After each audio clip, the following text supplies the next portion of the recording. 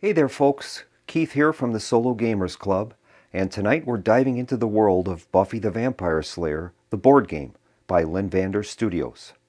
So dust off your magical tomes and sharpen those wooden stakes as we travel back to the late 1990s to Sunnydale, California, as we set up and play Buffy the Vampire Slayer, the board game. So let's go!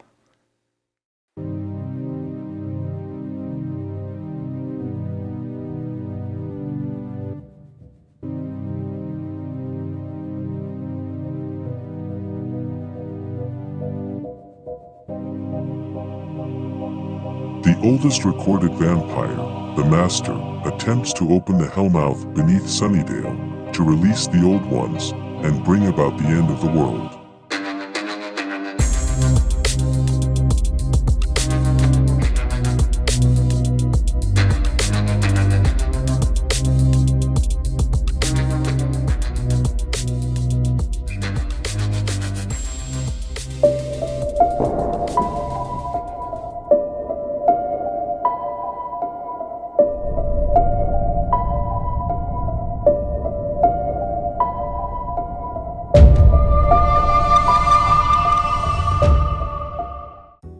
Buffy the Vampire Slayer, the board game, we take on the roles of our favorite characters from the beloved television show and must work together to defeat the big bad in this highly thematic, cooperative board game.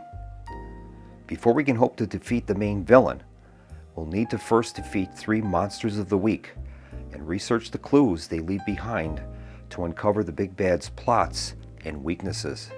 To begin setup, we lay out the playing board on the table.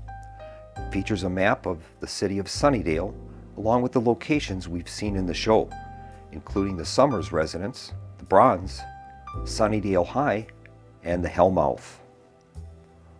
Locations come in 3 styles: active locations, passive locations, and search locations. Active locations are denoted with the use icon and allow a character in the space to spend an action to gain the benefits listed in the location. Passive locations are marked with the passive icon. The characters cannot interact with these locations, but instead these places activate their special abilities at the end of the round and do not require any player input. Finally, search locations, which are also marked with the use icon, allow a player to search the item deck or discard pile for specific items by spending a use action.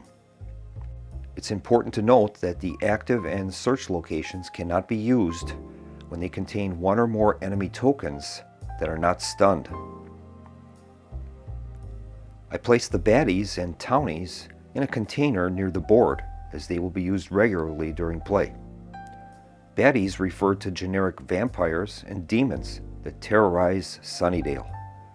Each baddie has 2 sides, an active side and a stun side.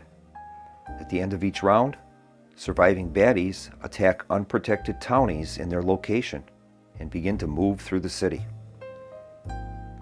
Townies represent the helpless citizens of Sunnyvale, and they're displayed with male and female portraits, although their functionality is identical for game purposes. The townies must be protected at all costs. When a townie is slain by a baddie, they are added to the apocalypse track. If the track is ever filled, the players instantly lose the game. On their reverse side are wound markers. Whenever a character is attacked by a baddie, a wound marker is added to the apocalypse track. Wound tokens on the apocalypse track function exactly the same as townies, but they can be removed by healing. Townies can never be removed from the track. Each player chooses or randomly selects a character board and places their corresponding standee on the board in its designated location. For this playthrough, we'll be using Buffy and Giles. Each character is given 3 basic action tokens and 1 special action token, which are placed along the side of their character displays. These tokens have an action side and a used side. When an action is spent, the token is inverted to its used side. The first player token is given to the player controlling Buffy, or to a random player if Buffy is not in play. The token is passed clockwise to the next player at the end of every round, ensuring that everyone will go first during a round. Each character takes their starting item listed on their card. As this is our first game, the rules state that the first player should start the game with the Slayer's Scythe artifact. So we'll give that to Buffy. The Monster of the Week deck is shuffled along with the artifact, item, and event decks. The Monster of the Week deck contains 18 cards, of which only 3 will be used during the game. These cards feature the minions of the Big Bad, which include minor but memorable characters from the show, like Darla and the Judge. Only one will be active at a time, and their positions are represented by the Monster of the Week token. When they are defeated, we place a clue token in their starting space. For this playthrough, I've printed out some custom Monsters of the Week tokens and mounted them in stands. I found this file on Board Game Geek, and it really adds to the flavor of the game. The standard Monster of the Week token is generic, and these are more specific to the actual Monster of the Week that we're fighting at that time, so that'll add a little extra theme to the game.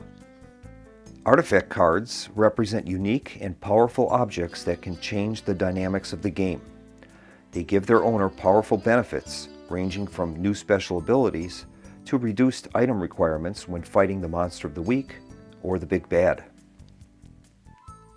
Item cards consist of 7 varieties and represent generic objects that the character will use during play. These include weapons, magic supplies, garlic, holy water, tomes, crosses, and wood stakes. Item cards give the players access to new basic actions or can be discarded as free actions for the indicated benefit. The event deck is shuffled and placed within easy reach. Whenever an event card is drawn, follow the instructions on the card from top to bottom by placing baddies and townies in the indicated locations. Then resolve the event at the bottom of the card.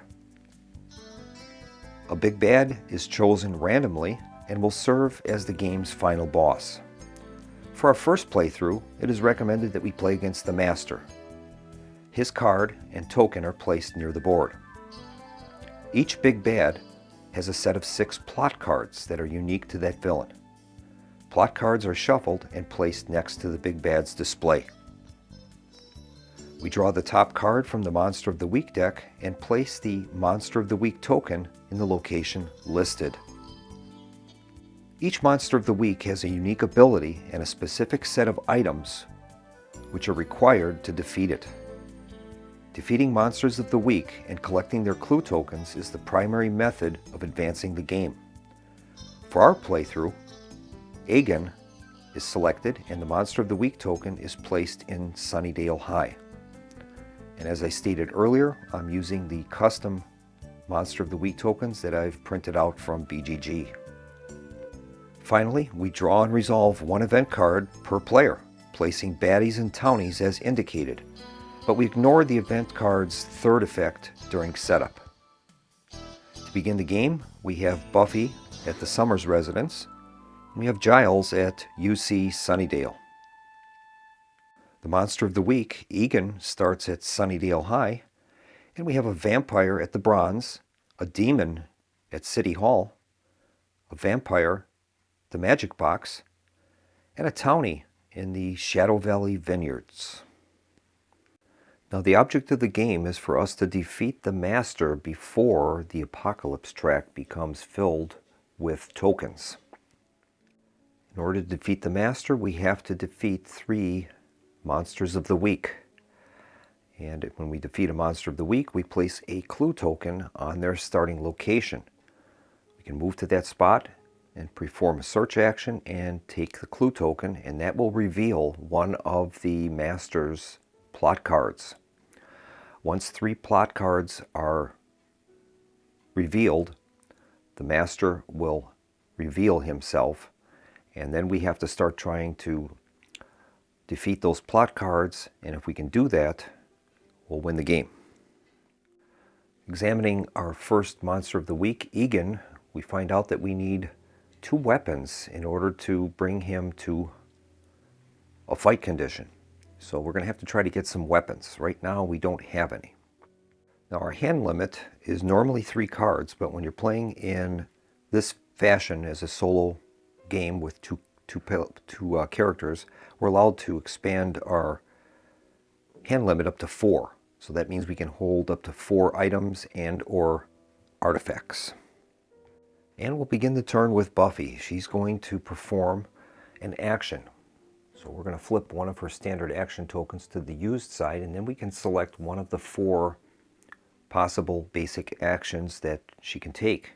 In this case, we're going to do a move action. That allows us to move to any location on the board. You'll notice that these locations have arrows next to them, and that shows the adjacency of these locations. We're not under any limitations like that. The baddies and the monster of the week and possibly the big bad, they have to move to adjacent spaces. We can go anywhere we want to.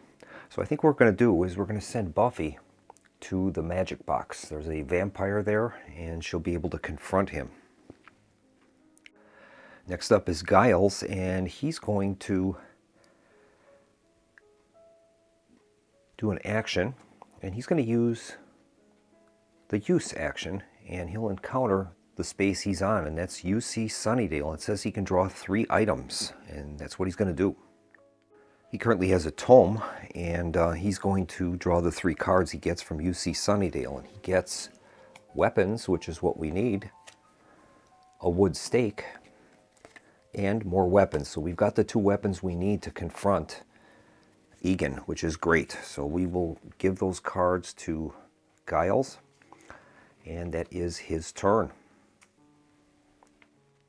Now we cycle back to Buffy, and her next action is going to be a fight action. So we're going to flip her token, and we're going to conduct a fight action. Now she has a wood stake. And the wood stake says, fight to dust 1 vampire in your location. Normally, when you do a fight action against a vampire, all you can do is you can stun him. But in this case, she's going to stake him, and that is going to remove him from the board. Now the wood stake is not consumed. We didn't discard it. We just used it. So we can retain possession of that wood stake. If we were to use it for its discard action, we can, as a free action, discard it and dust another vampire in the location. And you can use the card twice. In other words, you could use it in the same turn as a wood stake during a fight, and then you can also discard it and then dust another vampire in the same spot. Next up is Giles, and he's going to do a move action. So we will flip one of his tokens to used, and he's going to move to Sunnydale High. He has the required elements that he needs to confront Egan. Buffy's up next, and she's going to do a move action. So we're going to have her flip her token over, and she's going to move to the bronze. She's going to try to confront another vampire there. Now Giles' special ability is knowledge. He can reveal the top 4 items and choose 2 to draw and discard the others, but he also has a passive ability, and that's Giles can always hold an extra item. So that means that Giles' hand limit now is 5 with this rule set. Now Giles is in the same spot as Egan at Sunnydale High. So what he's going to do is he is going to take an action, and he's going to do a fight action, and in this case he's going to attempt to slay the monster of the week. Now, examining Egan's card, we see that the item requirements to engage Egan are 2 weapon items. So what will happen is Giles is going to discard the 2 weapons items that he obtained. We'll discard those. Then that gives us the chance of trying to defeat Egan. And to defeat him, we're going to draw an event card, and we're only going to examine the icons at the bottom of the card. If we can get an inverted pentagram or the all-seeing eye, we will have defeated Egan, and we'll place a clue token in his starting space. So we'll draw the event card and see if we're successful. And we have the all-seeing eye. We are successful. So that means that Egan has been defeated. That is outstanding. We're going to place a clue token in his starting location.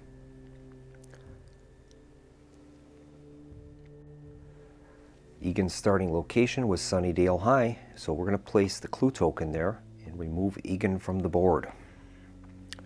That was outstanding. So these cards are discarded, along with the weapons that were used to defeat him. And now we're going to reveal a new big bad, I should say a new monster of the week. So we'll reveal a new monster of the week, and the new one is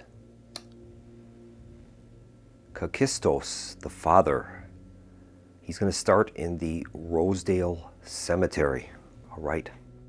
And so we'll place his token in the Rosedale Cemetery. Now his action is any character wounded by Kakistos, the father, must discard one item card if possible. Requirements to engage him are garlic and a stake. And we're going to need either the inverted pentagram or the all-seeing eye to win the victory. All right, Buffy is up next. Now she has, the only token she has left is her special action. Her special action is Slayage. Perform a move action and a fight action in any order. After performing this fight action, stun all baddies in your location.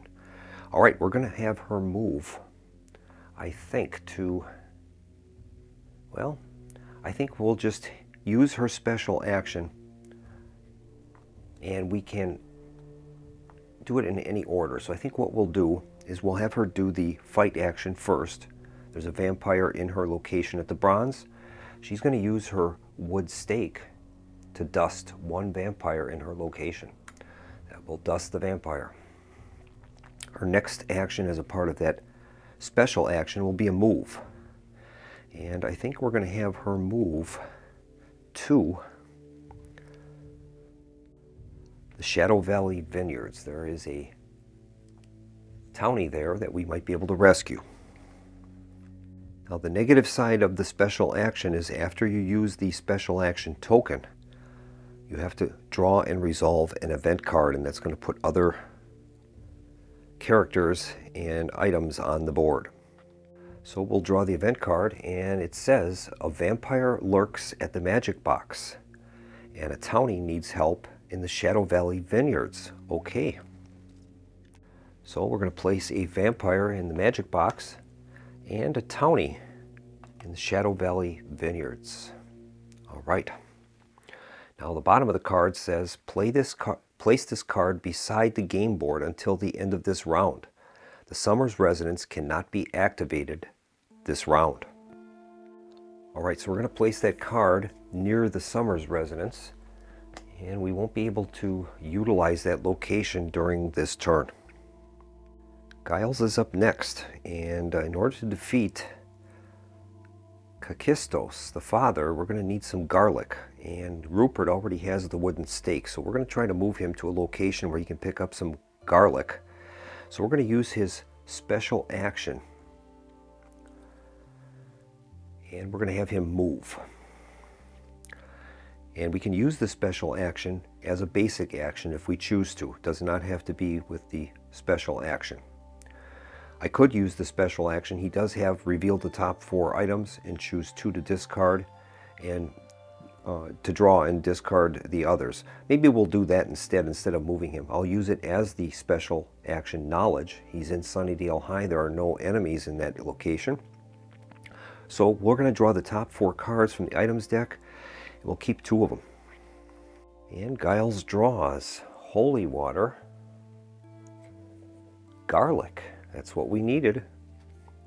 Weapons, and a cross. All right, he can keep 2 of those cards, and we'll definitely be keeping the garlic, that's for sure. And we have a demon and a vampire on the board. So I think he'll keep the garlic and the cross. So we'll keep those cards, and the other 2 will be discarded. Now, as Giles used his special action, we have to resolve an event card now.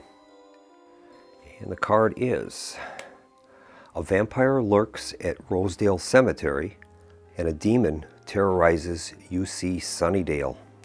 All right. So we're going to place a vampire at Rosedale Cemetery and a demon at UC Sunnydale. And the bottom portion of that card reads: if there are any vampires adjacent to a character, they move into the character's location. All right, let's see if that is true. All right, there are two vampires currently on the board. The one in Rosedale Cemetery is not adjacent to any character, and neither is the one in the magic box. So they will not move then in that case. It says if there are any vampires adjacent to a character, they move into the character's location. That isn't true. So that is going to bring the action token portion of the turn to its completion, and we're going to go to the monster activation now. And the sequence is going to be to activate the big bad, then the monster of the week, and then baddies will activate.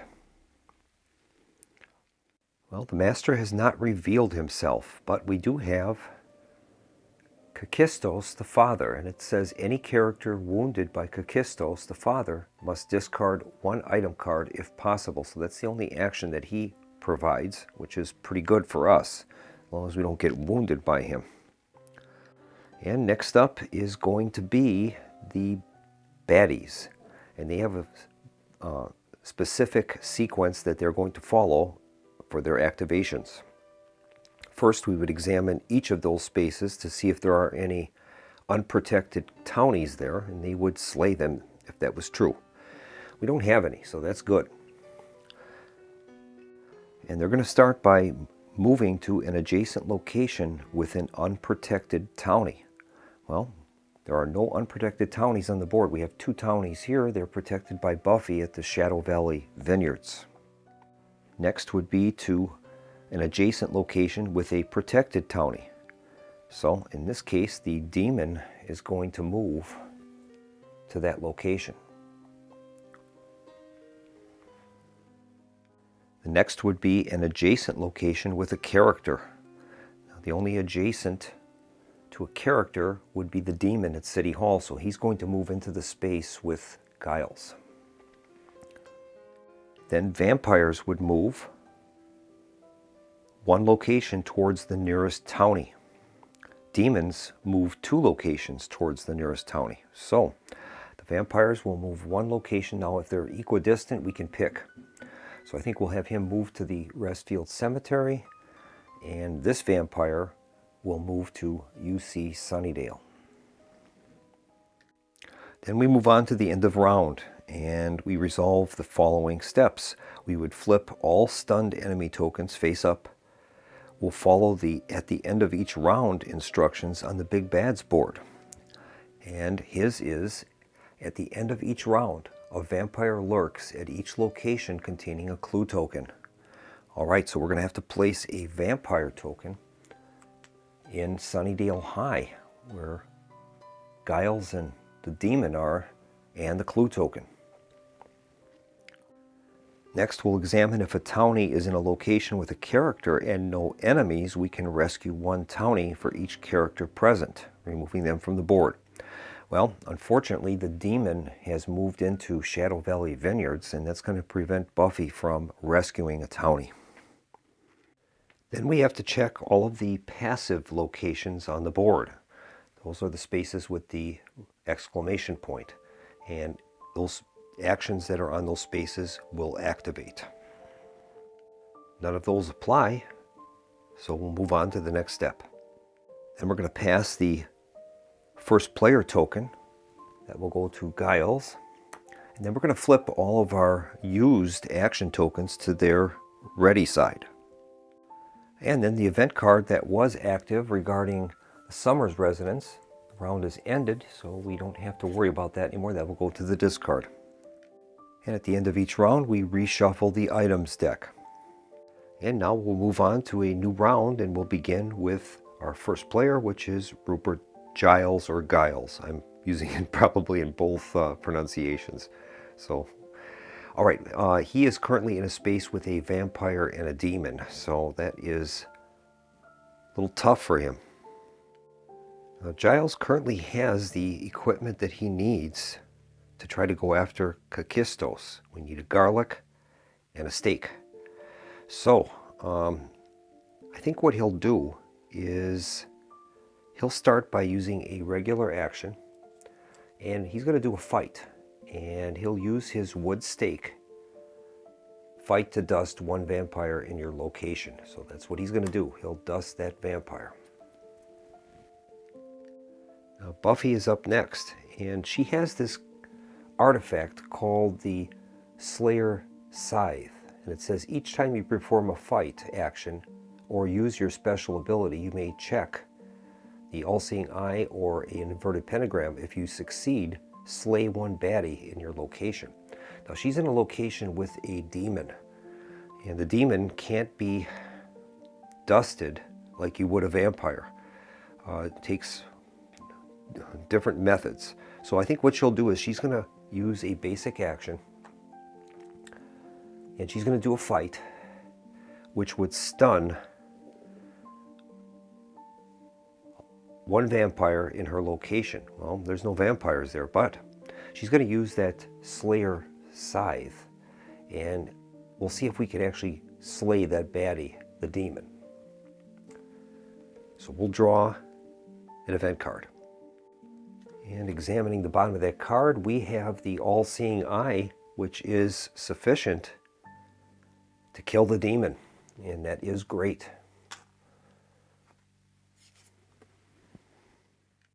We'll move back to Giles, and he's going to do a basic action, and we're going to have him move to Rosedale Cemetery, and he's going to confront Kakistos. Buffy is up next, and we're going to use Buffy's special action here, and that's going to allow her to perform a move action and fight action in any order. So we're going to have her move to the Restfield Cemetery, and then she's going to fight that vampire using the wood stake, and she's going to dust him. And that vampire is no more. Now we've used her special action, so we have to resolve an event card.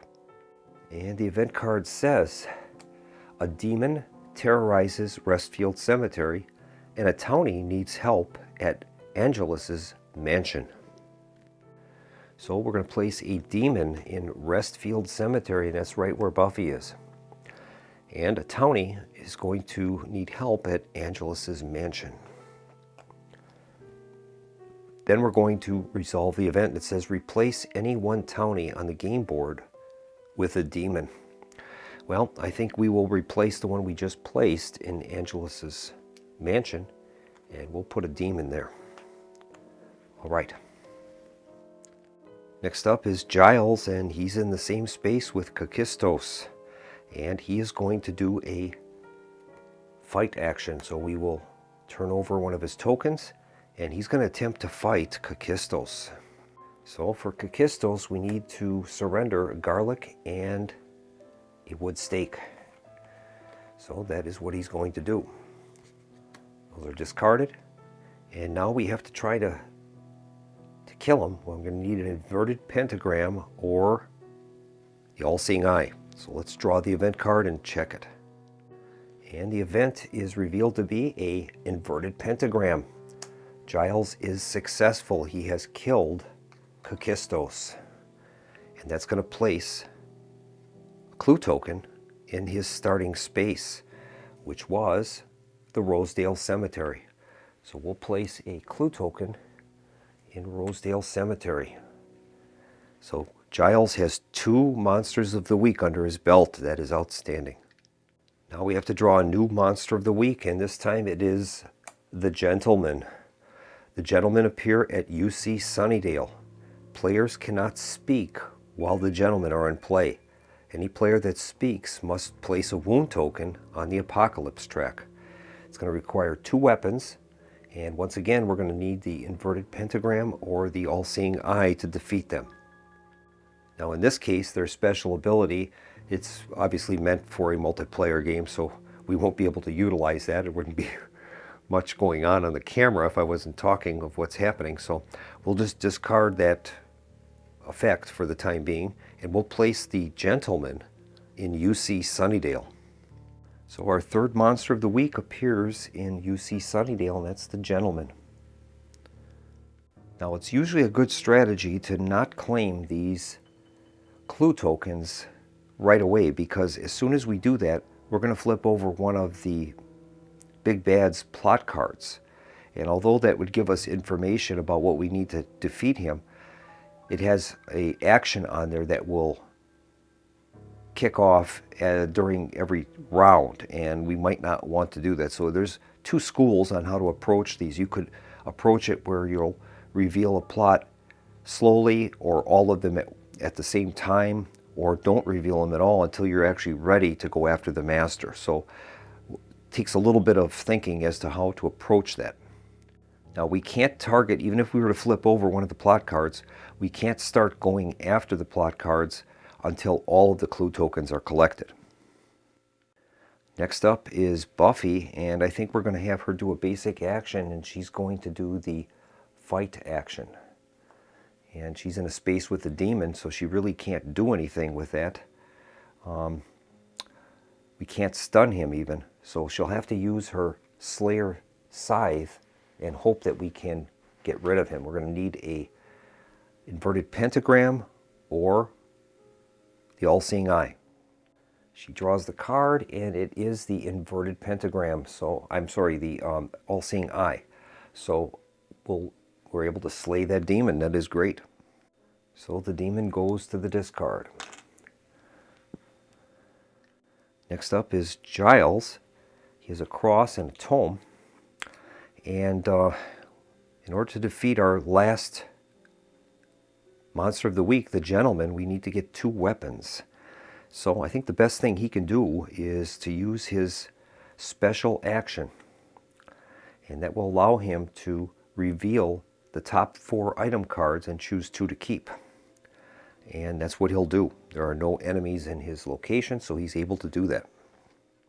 And the items he draws are weapons, a wooden stake, another wooden stake, and a cross. So I think what he'll do is he will take the weapons and a wood stake. The other 2 will be discarded. And he's got one of the 2 weapons cards that he needs. We'll place those with Giles.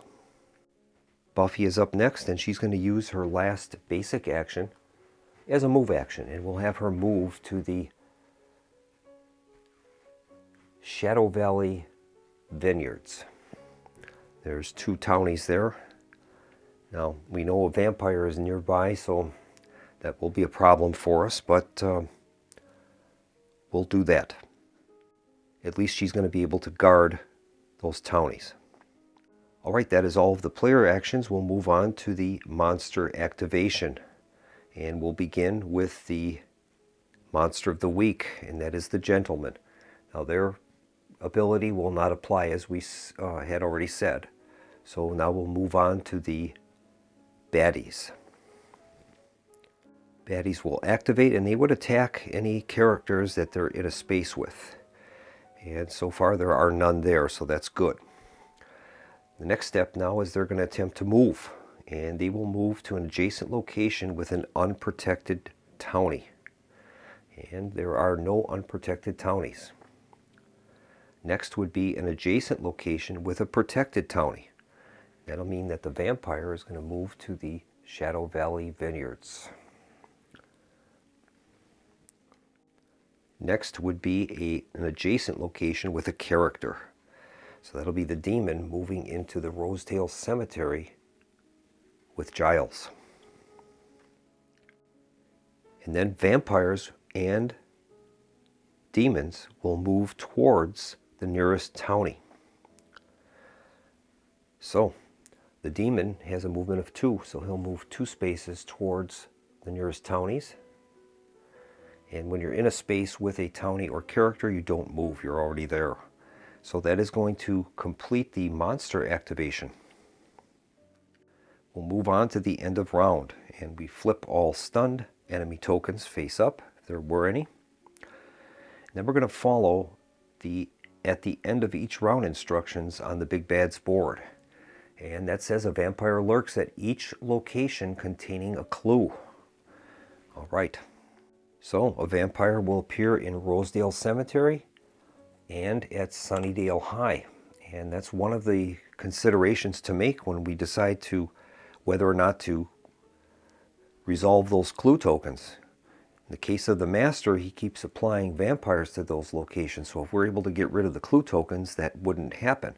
But then we're going to be subject to whatever the plot card's actions would be. So it's a tough decision. Next would be if a townie is in a location with a character and no enemies, we can rescue a townie. Well, now the vampire has appeared at the Shadow Valley Vineyards, so Buffy won't be able to rescue them. Then we would check all the passive locations that are marked with the passive icon and resolve their effects. And doesn't appear any of those will apply. The only one that we have characters on is the Rosedale Cemetery. It says after monster activation, if there are unprotected townies here, move one to the crypt. Well, we don't have that condition. Then we're going to move the first player marker back to Buffy. Then we're going to flip over all of our action tokens and shuffle the item deck and get ready for the next round. Well, so far, so good. We're doing pretty well. We have nothing on the Apocalypse track, and we're kind of controlling what's happening on the board to some extent. Now, granted, we're playing this as an introductory playthrough where we're gaining that Slayer scythe to start out, and we're able to have our hand limits expanded to 4 cards. In the case of Giles, it's 5 with his special passive ability. If this was a standard game, like if we were playing with, say, 4 Scoobies, we wouldn't get those advantages, and the game would be a little bit harder. All right, so we'll begin a new round now with Buffy, and I think what she's going to do is she'll take a special action. She'll use her special action Slayage, and that will allow her to move and fight in any order. Well, she's going to do a fight to start out with, and she'll use her wood stake, and that will dust the vampire in her location. So the vampire goes to the supply. Now she can move, and I think she's going to move to Sunnydale High. There is another vampire there and the clue token. And now we have to draw and resolve an event card, and that is a vampire lurks at Sunnydale Cemetery. So we'll place that in Sunnydale Cemetery, a vampire. And then a townie needs help at Sunnydale High. So we'll place a townie in Sunnydale High with where Buffy is. Then the event portion says, place this card beside the game board until the end of this round. Characters may only move to locations up to 2 spaces away this round. When moving, a player may discard 1 magic supplies to ignore this effect. All right. So normally we can move anywhere we want to, but we're limited now to 2 spaces. All right, we'll have to try to remember that. Giles is up next, and he's going to take his standard action, and it's going to be a fight action, and he's going to use the wood stake, and that will allow him to dust 1 vampire in his location. So that's what he'll do. And in addition, as a fast action, he's going to use and discard his weapons card. Discard effect. During your turn, you may discard this card to slay a demon in your location without using an action. So that's what he's going to do. That's going to consume the weapons card, but we're planning on moving him to the initiative base to get the weapons he needs anyway. Next up is Buffy, and she's going to use a basic action, and that'll be a fight action. She'll use her wood stake to dust a vampire. And we get rid of the vampire at Sunnydale High. Next up is Giles, and I think Giles is going to start by revealing these clue tokens. So he's going to spend a basic action and do a search. and that will allow him to find out what clue we can have, plot card, for the master. So we'll pick that right now. So we draw the top card from the plot deck of the master, and that's revealed to be plot. At the end of each round, any character that defeated at least one vampire must discard one wooden stake if possible.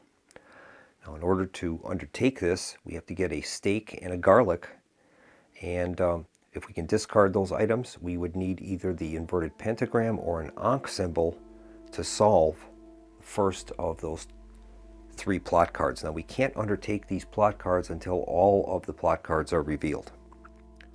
So I've placed that plot card at the top of the board, and that was the conclusion of Giles's action. We'll move back to Buffy. She has 2 regular actions left. And I think Buffy is going to move to, she's limited now because of that event. We can only move 2 spaces. So that makes it a little harder. I think what she'll do then is move to Sunnydale Cemetery, 2 spaces away, and she's going to, that's it, that's all we can do is move, so that will be her action token there. Giles is up next, and I think he's going to do a basic action, and he's going to move, and we'll have him move to the initiative base, 2 spaces away. That'll allow us to get some weapons with a search action.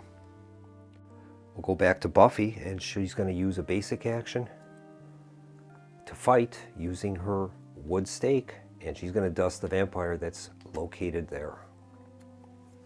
Sunnydale Cemetery. And finally, Giles is up. We're going to use his special action, and we're going to use that as a basic action, a use action. And we're going to use the effect on the initiative base. Take 2 weapons from the item deck and then reshuffle. So Giles has gained 2 weapons cards. We've shuffled the item deck. We'll place these by his display, and that's his maximum hand limit now of 5. That was his special action, so we're going to need to resolve an event card. And this time the card is a demon terrorizes Angelus's mansion, and a townie needs help in Restfield Cemetery. All right. So a demon appears in Angelus's mansion, and a townie needs help in Restfield Cemetery. Then it says replace any one townie on the game board with a demon. All right. Well, I guess we'll place that. We'll substitute the townie that is at Sunnydale High with a demon. And that completes the event card. And that's all of our player actions, so we'll move on to monster activation. And we'll begin with the monster of the week. That's the gentleman. He has no special ability that would apply, so we'll move on to the baddies. Now we have no baddies in a space with characters or townies. So we'll move on to their move actions. And we'll begin by moving them to an adjacent location with an unprotected townie. And that would be the demon, would move to the Restfield Cemetery. Next up is an adjacent location with a protected townie. None of those apply. Then it's an adjacent location with a character, and that will apply. The demon has a movement value of 2, but it says adjacent, so I guess that doesn't apply in this case. Vampires will move 1 location towards the nearest townie, and demons move 2 locations towards the nearest townie. All right, so I'm going to have to check that though, whether that if the demon has a movement ability of 2, does that count as adjacent if they're 2 spaces away? I'm going to check that real quick. I guess not. Adjacent means adjacent. So in this case, we're going to move vampires and demons towards the nearest townies. So in this case, this demon will move towards those townies there. 1 and 2. This demon We'll move 1, 2, and that is going to complete their movement. Then we'll move on to the end of round. We flip our stunned enemy tokens, follow the at end of each round instructions on the big bad, and that's going to place a vampire in a location containing a clue token. So we will place a vampire in Sunnydale High. All right. Next up is, if a townie is in a location with a character and no enemies, we can rescue a townie. Well, we're not in a position with any characters and spaces with townies, so that won't apply. Then we're going to check the passive locations and resolve their effects.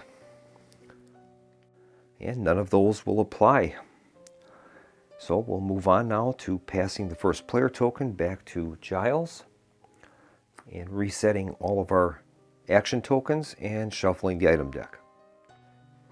Now Giles has the weapons he needs to go after the gentleman, so he's going to use a basic action and he's going to move into UC Sunnydale, the location of the gentleman. Incidentally, an event card that was monitoring our movements along the board is no longer in play. Next up is Buffy, and I think Buffy is going to use a special action. It's going to allow her to move and fight in any order. She's going to do the move action first. She'll move to Restfield Cemetery, and then she's going to fight.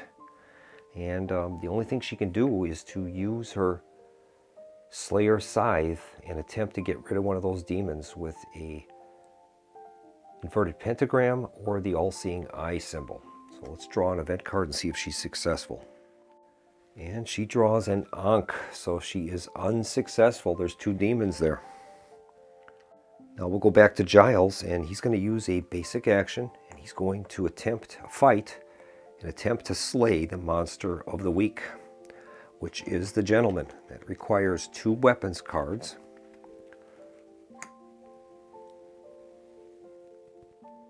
And we'll need to draw an event and hope for the inverted pentagram or the all-seeing eye. And here's the draw. And we have the inverted pentagram, so we've done it. Giles has managed to kill all 3 of the monsters of the week. We'll place a clue token there. And there are no more monsters of the week to draw. That's one good thing. We've gone through all 3. So these cards are discarded along with the gentleman. Now it's Buffy's turn. I don't think we're going to have much of a chance to save that townie. So I think she'll take a basic action, and she's going to move, and we'll have her move to Sunnydale High. There's a clue token there and a vampire that she can deal with. Next up is Giles, and he's going to take a basic action, and he'll use a search action to acquire the clue at UC Sunnydale. And we'll draw a plot card and find out what that is. And the next plot card is, after monster activation is resolved, if there are more vampires than unprotected townies in a location, kill those townies. Requirements to deal with that are a stake and a cross, and we'll need an Ankh or all-seeing eye to deal with it. Next up is Buffy. She's going to use a basic action, fight, using her wooden stake, and she's going to dust the vampire in her location. Giles is up next. He's going to use his last action, his special action, and that's knowledge, and that's going to allow him to draw 4 cards and keep 2. And he gets the item cards: a tome, wood stake, holy water, and another wood stake. Well, examining the plot cards that we have, we need wood stakes, crosses, and garlic. So he'll keep, I think, the 2 wood stakes. That'll put him up to his maximum hand limit of 5. We'll discard the holy water and the tome. Buffy's at Sunnydale High. I think for her last action, she is going to do a search action, and then she's going to search for the clue that's there, and we'll draw the last of the 3 plot cards. And this one is plot. At the end of each round, spawn 1 vampire at either the Hellmouth, the Crypt, or the Catacombs, player's choice. Items required to solve that are holy water and cross, and we need to get the all-seeing eye or the inverted pentagram. All right, we'll place those cards at the top of the board, and those are our plot cards we need to resolve to win the game. Now we'll move on to our monster activation. Now, since all 3 cards, plot cards, are revealed, the master is going to reveal himself, and we place him in the Hellmouth. He goes to the Hellmouth. Then it also says, check inverted pentagrams for every 2 vampires on the game board. For each success, add a townie to the apocalypse track. All right. So we will see how many vampires are on the board. And I don't think there are any at all. There are not. They're just demons, so he won't get any extra benefit for that. Now that the master has revealed himself, he is placed in the Hellmouth, and he's got some special actions that are going to kick in now every time that an event card is resolved. We're going to check the special symbols on his card, and that special action is going to activate every time we draw an event card. So that's his primary method of attack. Now, in order to solve and win the game, we have to solve those 3 plot cards. We have to travel to the master's location and then try to resolve those cards just as we did for the Monster of the Week. These are going to be a little harder, though, because when we're in the master's space, he's going to do 1 wound to us at the start of the monster phase, I believe. Yes, when the big bad activates during the monster phase, add 1 wound token to the apocalypse track for each character sharing the location. So that could go up quite fast.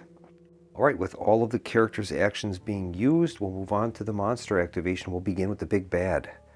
And we'll begin by examining his space. If we had characters in the same space as the master, he would deal 1 wound to each character that's there. Otherwise, we're going to see what the effects of those cards are, the plot cards. All right, those plot cards are at the end of each round after monster activation is resolved and at the end of each round. So we will resolve those when those times come. Now, there are no more monsters of the week on the board, so we'll move on to the baddies. Now, we have several demons on the board, and we first examine the space that they are in. If there are any unprotected townies in that space, they're going to slay them. So this townie is going to be placed on the apocalypse track. That's the first one that's there. There are none more in the same space as a character or townie, so we'll move through their activation sequence. And the first one is an adjacent location with an unprotected townie. And that means these 2 demons are going to move into the Shadow Valley Vineyards. Next up is an adjacent location with a protected townie. There are none of those. Then it's an adjacent location with a character, and that one is going to move into Giles' space. That will be all of the baddies that are active on the board. So we have completed the monster activation, and one of the plot cards says, after monster activation is resolved, if there are more vampires than unprotected townies in a location, kill those townies. Well, we have no vampires on the board. All right, we'll move on now to the end of round. And the first one is to follow the at end of each round instructions on the big bad's board. That one deals with clue tokens. There will be no more clue tokens on the board, so that won't activate. Then it says if a townie's in a location with a character and no enemies. Well, we don't have that condition either. Then we're going to check all passive locations and resolve the effects. And none of those are going to apply. Then we're going to pass our first player token that will go back to Buffy. we're going to recycle all of our action tokens, and then we're going to resolve those plot cards that activate at the end of each round. And we've got 2 of those. The first one is at the end of each round. Any character that defeated at least 1 vampire must discard 1 wooden stake if possible. Well, I don't think that happened. The other one is at the end of each round, spawn a vampire at either the Hellmouth, the Crypt, or the Catacombs. Player's choice. Well, we're going to be going to the Hellmouth, so we don't want to put them necessarily there. So I think we'll put a vampire at the Crypt. We'll do that. Okay. Well, in order to solve these plot cards, we're going to need stakes, crosses, and garlic. So I think what we'll do is Buffy is going to be up first. Oh, I've got to switch over our tokens to the unused side. One moment. Well, Buffy's going to use her special action, I think. And that's going to have some ramifications for us, but she can perform a move and a fight action in any order. So she's going to move first. She'll move to the Crypt, and she's going to fight using her wooden stake to dust the vampire that's there.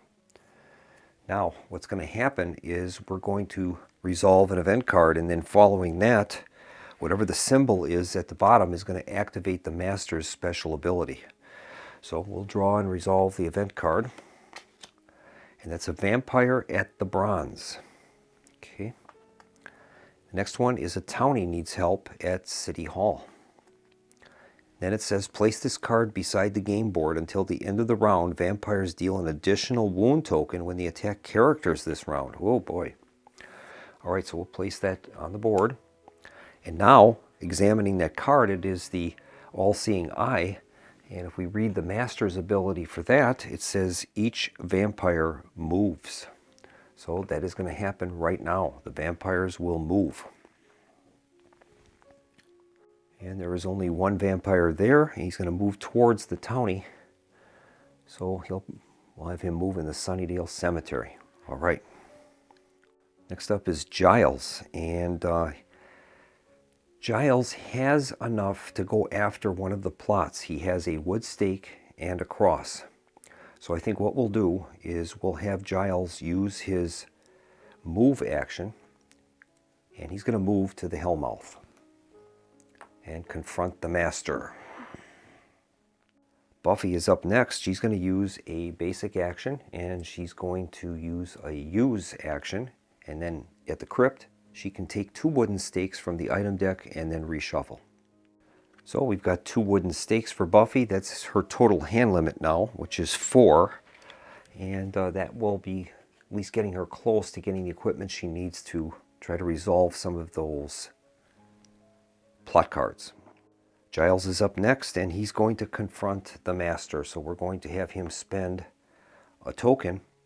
He is going to discard a cross and a stake, and that will allow him to get rid of that second plot card that we have. Now we're going to need to we'll examine that plot card. We're going to need to get an Ankh or a all-seeing eye to resolve that. When we resolve it, the card is flipped over, and if we can flip over all 3, we're going to win the game as long as the apocalypse track doesn't get to the end. So we're going to draw an event card, and we'll see the effects of if we're successful or not. And unfortunately, we have a pentagram that's not good.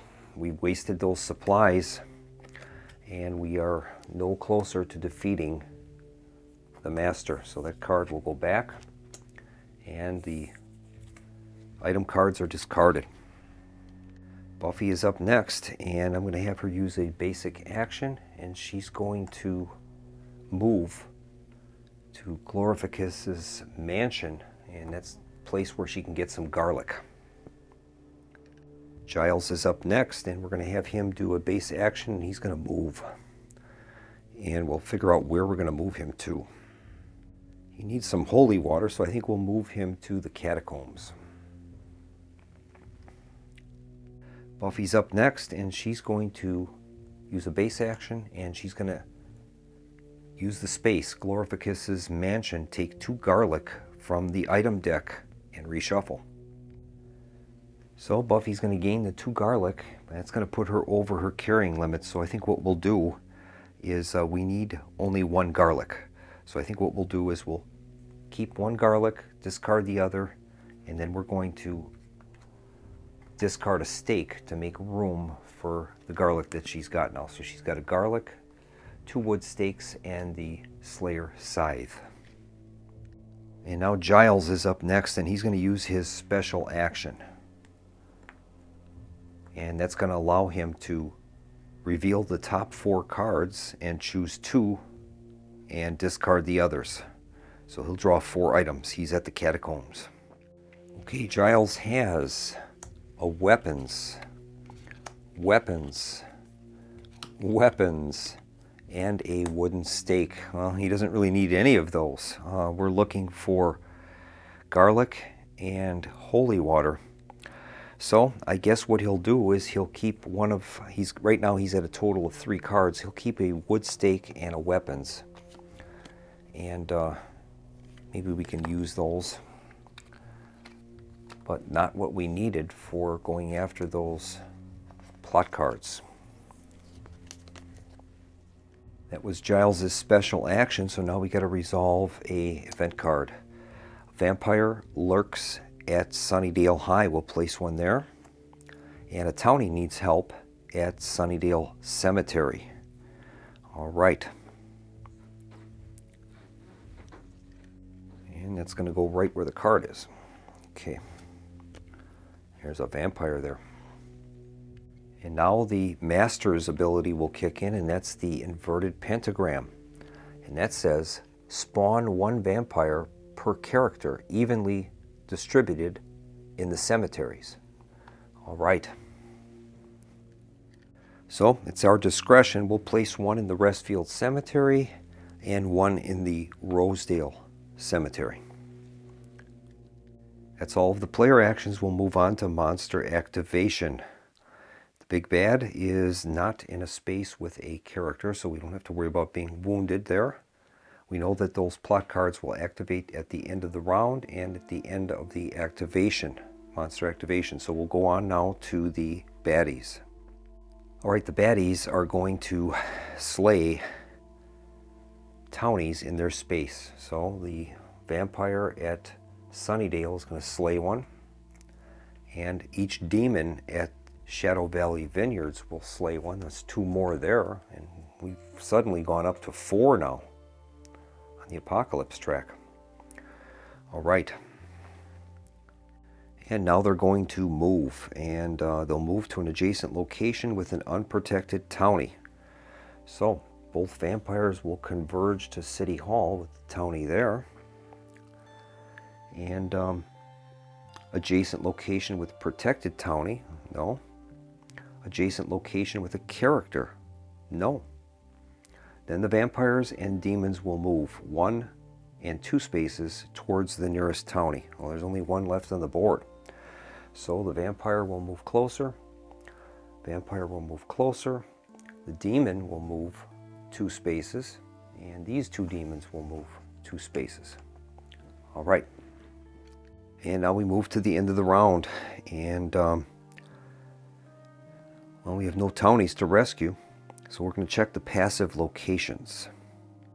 None of the passive locations will apply. So we're going to move our first player marker. We'll go to Giles. And then we're going to flip over all of our tokens. And now the plot cards are going to kick in. At the end of each round, any character that defeated at least 1 vampire must discard a wooden stake if possible. I don't think that happened. After the monster activation is resolved, if there are more vampires than unprotected townies in a location, kill those townies. Well, there are. And that is, in this case, at City Hall. Let's go down there. If there are more vampires than unprotected townies, kill those townies. So that townie is slayed. Puts us up to 5 now on the apocalypse track. And the final card is, at the end of the round, spawn a vampire at either the Hellmouth, the Crypt, or the Catacombs. Player's choice. Well, I think we'll put it at the Crypt again. All right. That is going to complete the round. We're ready to begin a new player round, and we'll begin with Giles. Giles does not have the equipment he needs to go after the Master, so he's going to have to acquire some equipment. Giles is going to take his basic action, and he'll encounter the space, and that says take 2 holy water from the item deck and then reshuffle. So Giles will gain the 2 holy water. He's going to have to discard an item. And I think what he'll do is, he's got 5 right now, so we'll have to discard 2 cards. We'll get rid of 1 wood stake and the weapons card. We won't need those, and we'll take the 2 holy water, 2 wood stakes, and tome is what we have now. Buffy has enough to go after the Master, so I think what she'll do is she'll spend a base action, and we'll have her move to the Hellmouth. Giles is up next, and we'll have him do a basic action, and we'll have him move to the Shadow Valley Vineyards, and that's a place where he can get some crosses. Buffy's up, and she's going to use her special action. Well, she'll use a base action, and she's going to do an attack and attempt to defeat the big bad, one of his plot cards. She's going to discard a steak and garlic, and then hope that we can draw an inverted pentagram or an ankh. All right, let's see what we get. She has the inverted pentagram, so we've done it. That first card is going to be placed upside down, and we've defeated one of the 3 that we need. All right, Giles is up next, and he's currently at the Shadow Valley Vineyards. And I think what we'll do there is I'm going to use his special action. And that's going to allow him to reveal the top 4 items and choose 2 and discard the others. So we'll do that. All right, his cards are weapons, garlic, magic supplies, and weapons. I should have just taken the 2 crosses. That's what I should have done. So I guess what he'll do is, he'll keep a garlic, I guess. We'll keep that. And maybe a weapons that can allow us to slay a demon. So we'll do that. The other 2 will be discarded. And it's going to put him over his limit, so we'll have to see what we're going to get rid of here. He's going to discard a holy water and a tomes. So we'll keep the garlic and weapons. So we've got weapons, 2 wood stakes, holy water, and a garlic. And incidentally, when characters are in the same space, they can, as a free action, exchange items. All right, Giles used his special action, so we have to resolve an event, and that is a demon terrorizes Sunnydale Cemetery. So we'll place a demon in Sunnydale Cemetery. Then it says a vampire lurks at Sunnyvale High. Vampire goes there, and the special ability is, if there is currently at least 1 vampire sharing a location with a character, add a wound token to the apocalypse track. Well, I don't think that is happening, no, it's not, so we're good there. Now the ankh symbol came up, so the Master's special ability will kick in, and that is add a townie to the apocalypse track, or choose 1 character to permanently lose a base action. We'll add a townie. I think we're okay for the time being. That would move it to number 6. 6 out of 12. Buffy's up next, and she's going to do her special action. It'll allow her to move and attack in any order. And I think what she'll do is she's going to move to City Hall. And there, she is going to use a wood stake to attack. dust a vampire in your location. So she'll dust the vampire. Then she's going to discard the stake, and that will allow her to dust an additional vampire as a free action. So we've gotten rid of 2 vampires there. She also has this Slayer's Scythe, and it says when you perform a fight action or use your special ability, you may check for the inverted pentagram or the all-seeing eye. If you succeed, slay 1 baddie in your location. That's one of the ways she can go after the demon, so we'll do that. And that card is an Ankh, so we have failed. Oh boy. Now Buffy has to reveal an event, and that is a demon terrorizes the bronze. Place 1 at the bronze. And a vampire lurks at City Hall. That's right where she is. We'll place 1 at City Hall. Then it says, place this card beside the game board until the end of the round. Demons must be stunned before they can be slain this round, even by special abilities. Uh-oh. All right, we'll keep that out. That has the all-seeing eye. The master is going to be each vampire moves. Okay. So those vampires are going to move by converging on the adjacent character for Buffy. Otherwise, it's going to move 1 space towards a townie. Okay. Giles is up next, and he's going to use a basic action to move, and he'll move to protect the townie in the crypt. Buffy is up next, and she is going to use her last action as a fight action. And that will allow her to stun a vampire. So she can stun a vampire.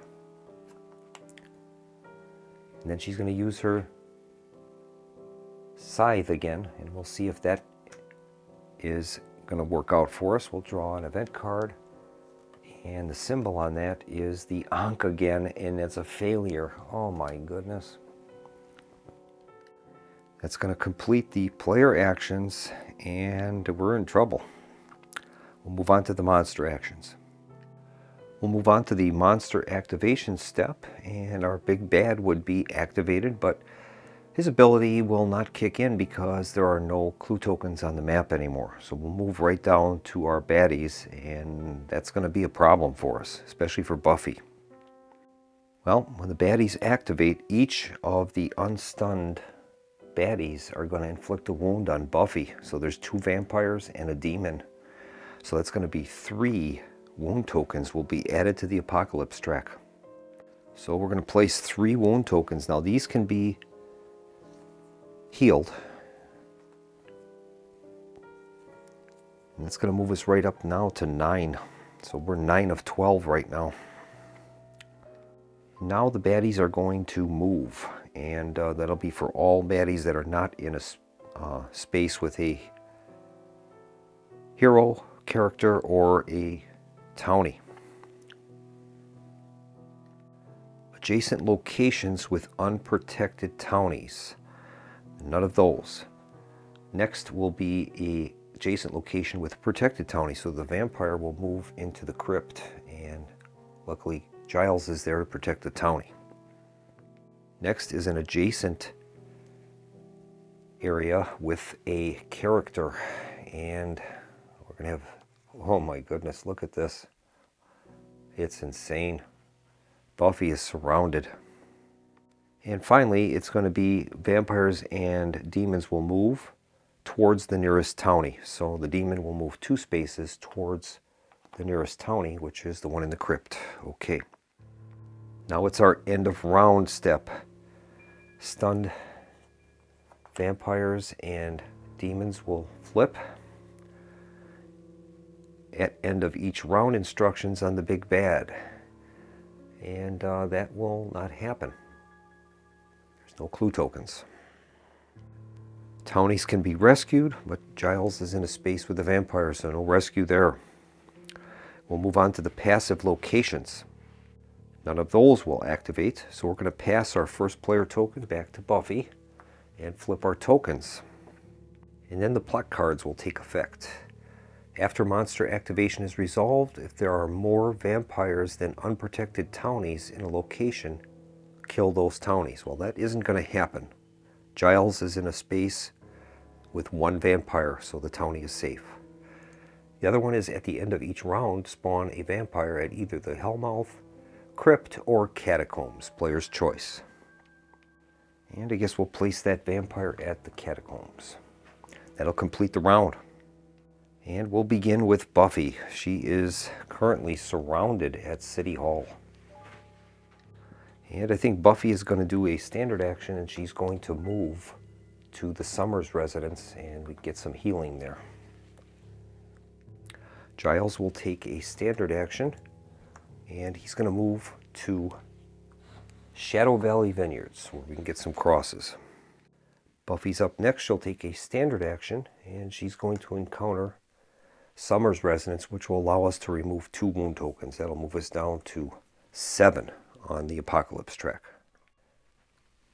Giles is up next. He'll do a use action, and he will encounter Shadow Valley Vineyards, taking the 2 crosses. Giles will take the 2 crosses, and he's going to discard a garlic and a weapons. That'll still keep him with 5 cards, which is his hand limit. Buffy is going to use her special action, and that's going to allow her to move and fight in the same turn. She's going to move to the Crypt, and she's going to fight the vampire that's there. And that is going to stun the vampire, and then she's going to use her Slayer Scythe and see if we can kill that creature. We'll draw an event card and look at the bottom. And she has another Ankh, so that is unsuccessful. She'll keep the scythe, but the stunned vampire remains. And now we have to resolve a event card. A demon terrorizes Glorificus's mansion. So we'll place one in Glorificus's mansion. And then a townie needs help in the Summers residence. So we'll place a townie at the Summers residence. And it says, if there is currently at least one baddie sharing a location with a character, add 1 wound token to the Apocalypse track. And that there is one there. It's stunned with Buffy at the Crypt. I'm going to have to see if a stunned baddie is considered to be sharing a location. And I don't believe that that is true. If it's stunned, it's considered to be like non-existent. I know it can't be moved, so I would imagine it can't do anything to cause an inflict wound to a character either. And now the Master's ability will kick in. That's the inverted pentagram. And that is going to spawn 1 vampire per character, evenly distributed in the cemetery. So that'll be 2 of them. So we'll place one in Sunnydale Cemetery and another in Restfield Cemetery. All right. Giles is up next, and I think he's going to use his standard action, and we're going to have him move to the Hellmouth. He has the sufficient things he needs to confront the Master. And Buffy is up next, and I think she's going to just stay at the Crypt, and we'll have her use a standard action, and she's going to do a fight. And there's already a stunned vampire there. She'll attempt to use that Slayer Scythe again, and we'll see if we can get rid of that creature. So we'll draw the card and find out. And that time we did. We have the inverted pentagram, so the vampire is been dusted. Giles' last action is a special, and he's going to use that as a basic fight action, and he's going to attack the Master in the Hellmouth. And he's going to attempt to get rid of that plot card, which is placing vampires at the Crypt, Hellmouth, or Catacombs. So he'll have to discard Holy Water and a cross in order to accomplish that. And we're going to be drawing a card and seeing if we are successful. And what do we need here? We need to get the All-Seeing Eye or a pentagram. Here is the card, and it's an Ankh. Oh my goodness. all that equipment has been wasted and we are no closer to dealing with the master. Not good. And now we have to resolve an event card. And that card is a vampire lurks at Angelus's mansion. Place one there. A townie needs help at the Restfield Cemetery. And there is a vampire there. And the event is replace any one townie on the game board with a vampire. Well, I guess we will replace the townie at in the Restfield Cemetery, I guess. Yeah, we'll do it that way. All right. And we'll switch now to the monster activation. The big bad is going to activate, and we'll take a look at those plot cards during the after monster activation and at the end phase. Well, he is in a space with a hero, so that's going to inflict a wound on us. That'll move the wounds up to 8. And now the baddies will activate. And we have, none of the baddies are in a space with a hero or townie. So then we'll go on to the movement portions. And they're going to move into adjacent unprotected areas. And all of those are going to be drawn into the Summers residence. In fact, all of these are. It's amazing. That place is just overwhelmed. All right. And it's adjacent spaces with characters, and then vampires and demons will move 1 or 2 spaces towards the nearest townie. So the nearest townie here would be there, there. These are going to go here. All right. Now I'll move on to the end phase. Enemy tokens are stunned, enemy tokens are flipped. And we're going to follow the at the end of each round instructions for the big bad. Those will not apply. That's clue token locations. If a townie is in a location with a character with no enemies, well, unfortunately the demon got in there, and otherwise we could have rescued that townie. Now it's going to be the passive locations. None of those are going to apply. We'll move our first player marker back to Giles and flip our tokens. And now we'll check the plot cards.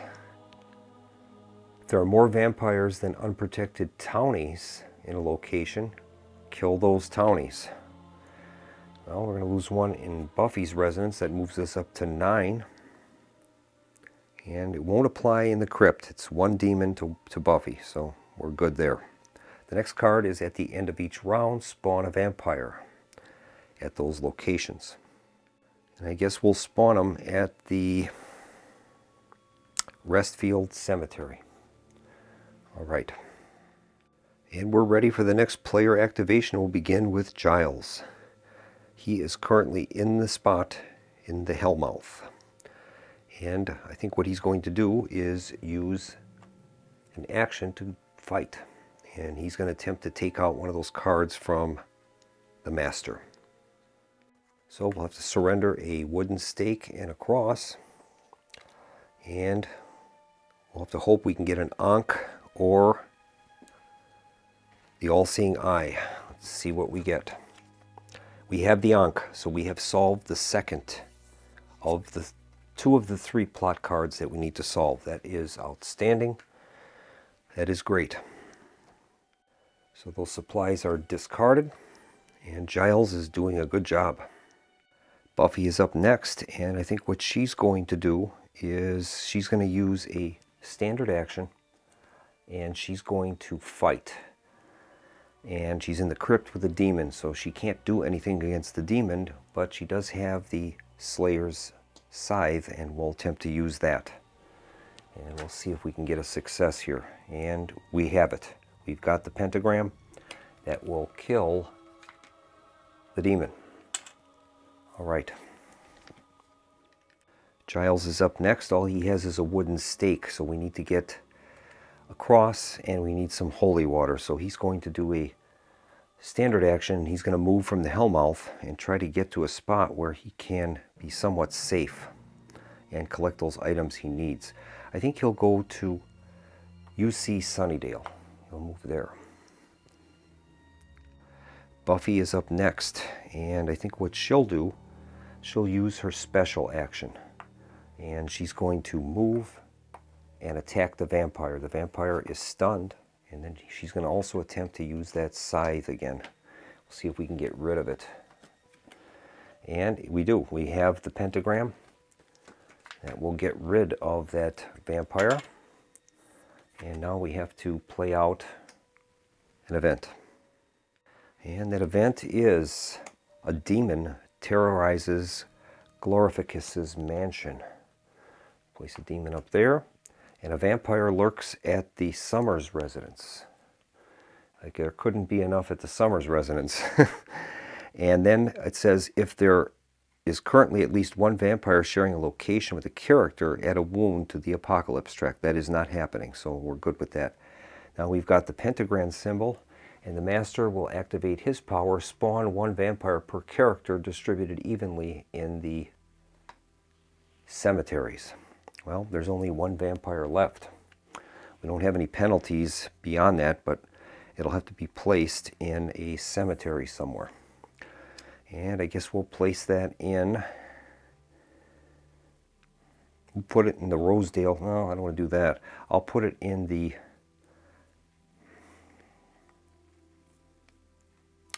Sunnydale Cemetery. All right. Giles is up next, and he's going to use a standard action. And he's going to encounter his space, which is UC Sunnydale. He allows him to draw 3 items. And he draws wooden stake, holy water, and a tome. Well, he'll keep all of those. He has space in his tableau for that. That's 4 cards out of his total of 5 that he can carry. Buffy's up next. She'll use a standard action, and I think she's going to move to the crypt. We can get some wooden stakes there. Giles is going to have to take his special action, and he will use that at UC Sunnydale, and that will allow him to draw 4 cards and keep 2. And what we need is a cross, so we'll see if he can find that. He's got garlic, weapons, and a wood stake. All right, so we're going to keep 2 of those, and I guess he'll keep a weapons and a garlic and discard the other 2. And then we have to adjust his tableau. He's got a total of 4 items right now, so this would put him at 6. So I think what he'll do is he'll get rid of 1 wooden stake, and we'll keep 1 of each of the other cards. Weapons, garlic, holy water, tomes, and a wood stake. All right. And Buffy, for her last action, she's going to do a use action, and she's going to get 2 wooden stakes from the crypt. And that's going to complete the characters round. We'll move on to monster activation. Now the master only has 1 plot card remaining. The baddies are going to activate. There are no adjacent areas with any townies or characters, so we'll go through their movement procedure, and they're going to move to the nearest townie, towards the nearest townie, 1 and 2 movement points for the vampires or demons. Vampires will move here. Demon will move there. There. 1, 2. 2. 1, 2. 2. 2. 1, 2. And these vampires will all move 1 space. Wow, there's a lot of stuff on the board. Okay. And that will complete their movement. We'll move on now to the end of round. And the townie in a location with a character, no enemies, we can rescue the townie, and Buffy will do that at the crypt. We've rescued one. We're going to check passive locations. None of those will apply. We'll pass the first player marker to Buffy and flip over our tokens, and then we'll see what's happening with the Master's last plot. And that last plot is at the end of each round, spawn a vampire in the Hellmouth, Crypt, or Catacombs. Well, there are no vampires to spawn, so we don't have to worry about that. Well, in order to execute this last plot, we need to get holy water and a cross. Giles has holy water, and he needs to get a cross somehow. So I think what he will do, well, it's Buffy's turn first. So I think what she'll do is, boy, this is tough. I think she's going to use a standard action and move to the Summers residence, where we can get some healing for those wounds that we got on the track.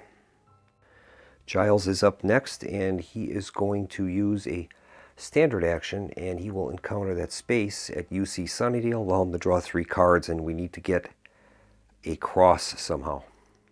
And he draws a wood stake, garlic, and a tome, not what we needed.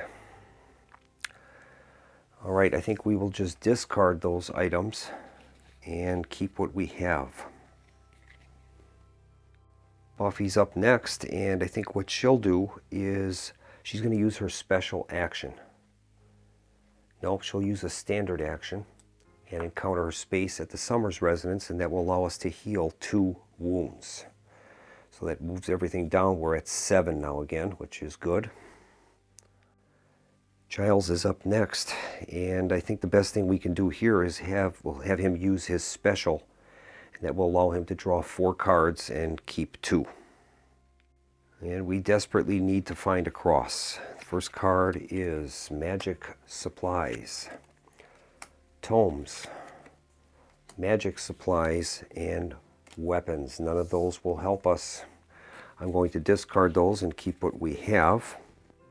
Giles is going to discard a tome, and that will allow him to draw an artifact card.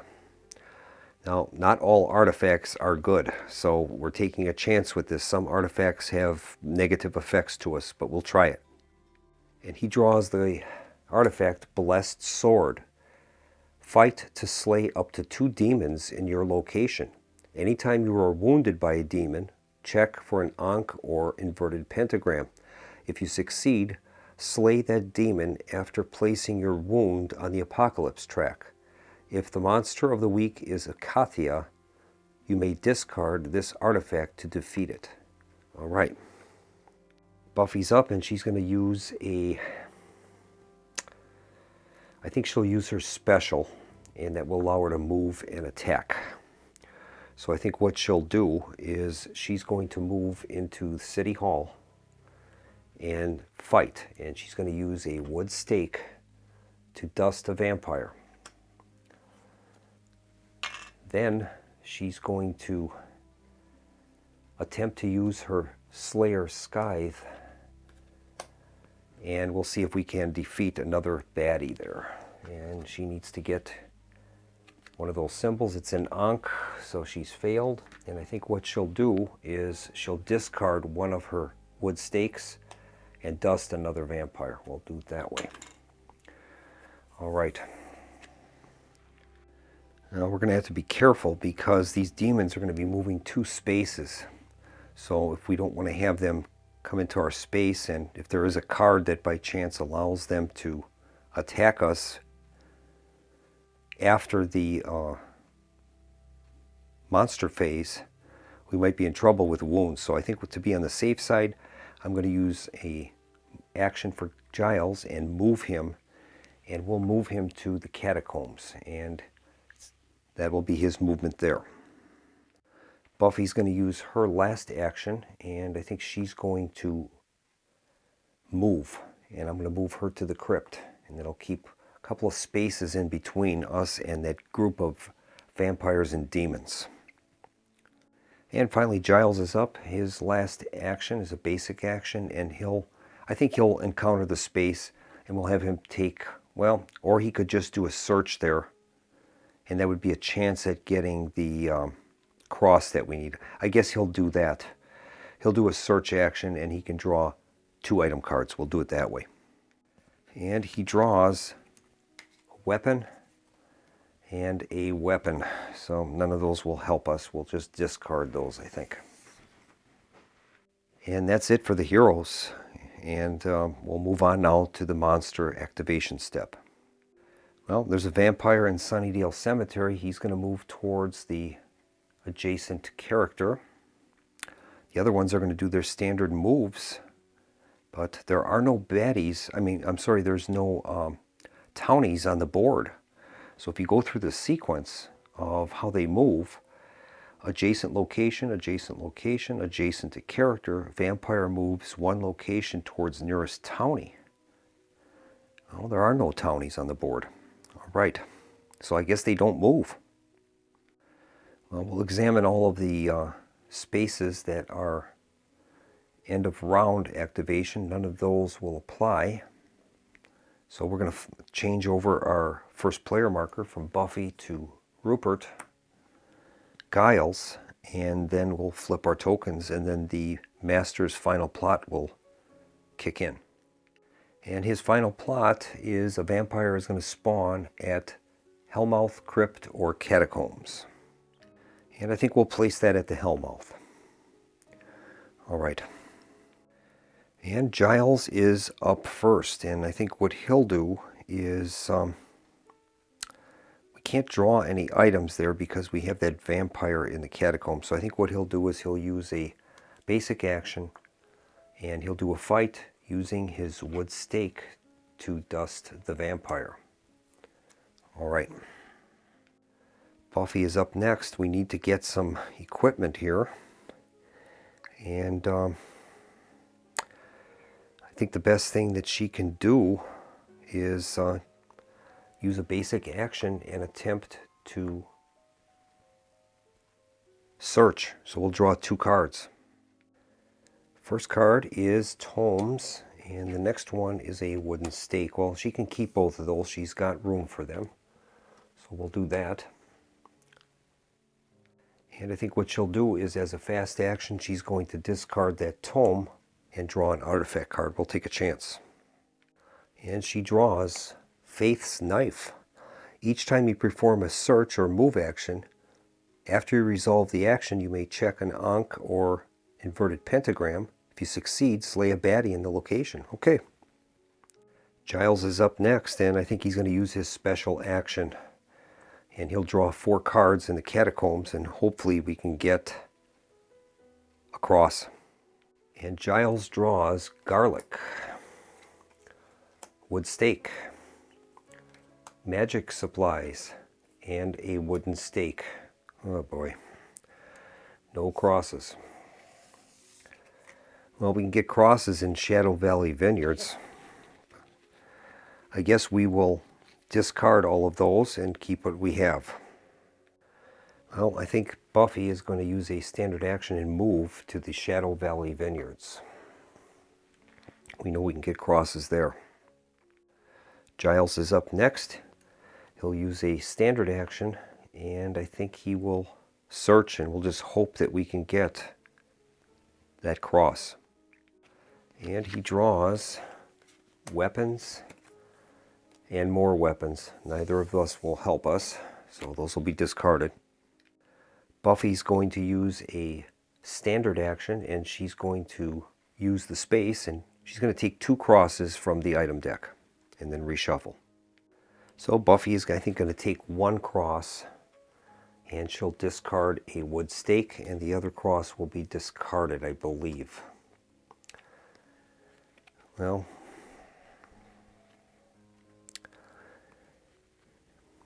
I think what she'll do is she'll get rid of the Slayer scythe and keep the other wood stake. So she's got 2 wood stakes across and Faith's Knife. We'll go with that. Giles is up next, and he'll use his last action to conduct a search, and we'll draw 2 cards at the catacombs. And he's also looking for a cross. He has holy water and holy water. All right. Well, I think what we'll do is we'll keep one of the holy waters and exchange that for one of his weapons cards. And we'll discard the other holy water with that.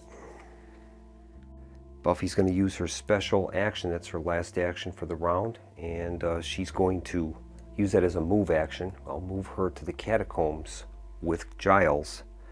And at that point, she's going to give Giles the cross. And he's going to give her a holy water.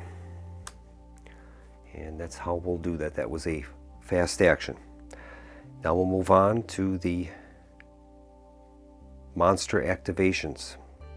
Actually, no, we have to resolve an event card. Vampire lurks at Glorificus's mansion. Okay, so we'll place one there. And a demon terrorizes the Summers residence. And it says if there are no baddies in the Hellmouth, add a vampire to the Hellmouth. Well, there is one there. That'll activate the Master's ability, and that is going to be spawn a vampire per character evenly distributed into the cemeteries. Okay. Well, there's only one vampire left in the pile, so we'll place that in the Rosedale Cemetery. All right. Now the monsters will activate. And the baddies are going to activate now, but we're in the same position as we were before. There are no townies on the map, so these things tend to not move. It's kind of strange, but they don't. Adjacent location to an unprotected townie. Adjacent location to protected townie. Adjacent location with a character. None of those apply. And then the vampires will move towards the nearest townie. There are no townies on the board, so I guess they just stay where they are. It's amazing. We'll go to the end of round, and the only thing that's going to happen is the Master's ability will kick in, and that's going to place a vampire at the crypt, catacombs, or Hellmouth. There's no vampires left, so it's kind of strange that this is happening. So we'll move the first player marker to Buffy, and then tokens will be recycled. And we'll begin a new round, starting with Buffy. And I think Buffy is going to use a standard action, and she's going to search. She gets wood stake and weapons. Well, I think we'll just keep what we have and we'll discard those. Giles has enough to go after the Master, so he's going to use a standard action, and we're going to have him move to the Hellmouth. He has the cross, and he has the holy water. Buffy is up next, and she will activate, and she's going to move to City Hall. And she has Faith's Knife, which says each time you perform a search or move action, after you resolve the action, you may check for an Ankh or pentagram. If you succeed, slay a baddie in the location. So that's what we'll try to do. Draw the card, and she gets an Ankh, so that is a success. That'll get rid of the demon. All right. And now we have Rupert in the space in the Hellmouth, and he's going to use his standard action, and he's going to attempt to win the game here. So we'll attempt to defeat this last plot card. He has to discard holy water and a cross. So we'll do that. And now we have to draw a card. If we can get the all-seeing eye or a pentagram, we're going to win the game. And our card is the all-seeing eye. We've done it. Giles was successful, and he has defeated the Master. It is unbelievable. We've done it. So 3 plot cards were turned over, and we won the game. All right. All right, this was kind of a strange game, as there were not many townies on the map. We had this large collections of vampires and demons, but they didn't move. And I made sure I made enough space so that the characters weren't adjacent, so we couldn't spark their movement into adjacent spaces with characters. But if there are no baddies on the board and the vampires and demons don't move, which is kind of strange. But that's the way it is. But I think this is unusual. More times than not, you've got more townies on the board than you can deal with, but not in this game. It just did not work out that way. And that's our playthrough of Buffy the Vampire Slayer, the board game. Incidentally, I have on order the expansion for this game, which is called Friends and Frenemies. It's going to give us 2 extra big bads and some additional, another board, that sideboard that will kick on. It's the outskirts of Sunnydale, and some different mechanics. So I think in the future I'll bring this game back and we'll try it with the expansion and in a slightly more difficult format.